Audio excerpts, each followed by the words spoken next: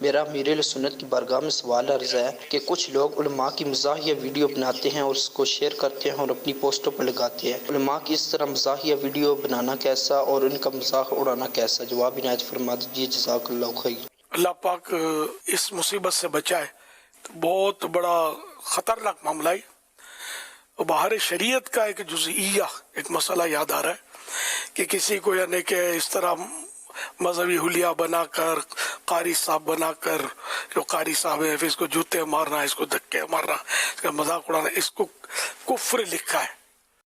تو یہاں اگر معاذ اللہ عالم دین کی توہین مقصود ہے تو بہت خطرناک معاملہ ہے۔ تو عالم دین کی بس سبب علم دین توہین، یہ کفر ہے، یعنی اس لیے کہ یہ دین کا عالم ہے، اس وجہ سے اس کی توہین کرنا، گستاخی کرنا، یہ کفر ہے۔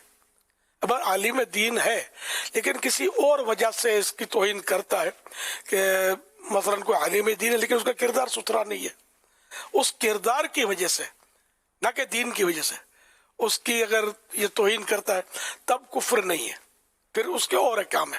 کفر اس صورت میں کہ دین کی وجہ سے توہین کرے، شریعت کی توہین کرے، اسلامی کتاب کی توہین کرے، اسلامی شریعت کے مسئلے کی توہین کرے، یہ سب کفریات میں آتے ہیں۔ اگر دین کے تعلق سے عوام کو کھلی چھوٹ دے دی جائے کہ جس کو مرضی چاہے دین کے رہنماؤں کا مذاق اڑائیں، دینی کتابوں کا مذاق اڑائیں، دینی مسئلوں کا مذاق اڑائیں، مفتیان کرام کے فتووں کا مذاق اڑائیں، تو پھر تو نظام درہمرم ہو جائے گا۔ تو اس طرح کے کفریات لکھے ہوئے کتابوں میں۔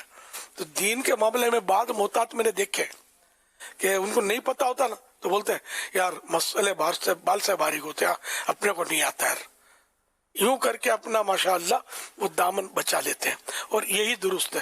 نہیں آتا تو اس میں بالکل بھی لب کشائی نہ کی جائے، زبان نہ کھولی جائے، اپنی رائے کو دخل نہ دیا جائے۔ اور خیر رائے کو دخل دینا اور چیز ہے، اور مذاق اڑانا یہ اور چیز ہے، یہ خطرناک ہے۔ جیسے معاذ اللہ کسی مفتی صاحب کا فتویٰ آیا، مفتی اسلام کا فتویٰ، اور اس فتوے کو توہین کے ساتھ پٹخ دیا، تو یہ بھی کفر ہو جائے گا کہ توہین کی نا فتوے کی، دینی مسئلے کی۔ تو بڑا نازک معاملہ ہے۔ تو جو لوگ ایسا کرتے ہیں فوراً مطلب اس سے توبہ کریں، اور ایسا ہرگز نہ کیا کریں۔ اگر یہ اپنے پیجز وغیرہ پر اپلوڈ کیا تو فوراً سے پیشتر سانس بعد میں لے، پہلے اس کو ہٹا لیں، اور اپنا توبہ اس میں لکھ دیں کہ میں نے اس سے توبہ کر لی، مجھے پتہ نہیں تھا یہ مسئلہ۔ یہ ضروری ہے کہ السر بالسر والعلانیۃ بالعلانیۃ، یہ حدیث پاک ہے۔ علل اعلان کیے ہوئے گناہ کی علل اعلان توبہ کی جائے، چھپ کر جو گناہ کیا اس کی چھپ کر توبہ کرے، اور دوسروں کے سامنے اگر گناہ کیا ہے تو دوسروں کے سامنے، جن کے سامنے گناہ کیا ہے ان کے سامنے توبہ کرے۔ یا توبہ تو فوراً کر لی، اب جن کو پتہ چلا ان کو بتا دے کہ میں نے توبہ کر لی ہے فلاں گناہ سے، جو آپ کو پتا آپ کے سامنے کیا تھا۔ تو یہ اس کا طریقہ کار ہے۔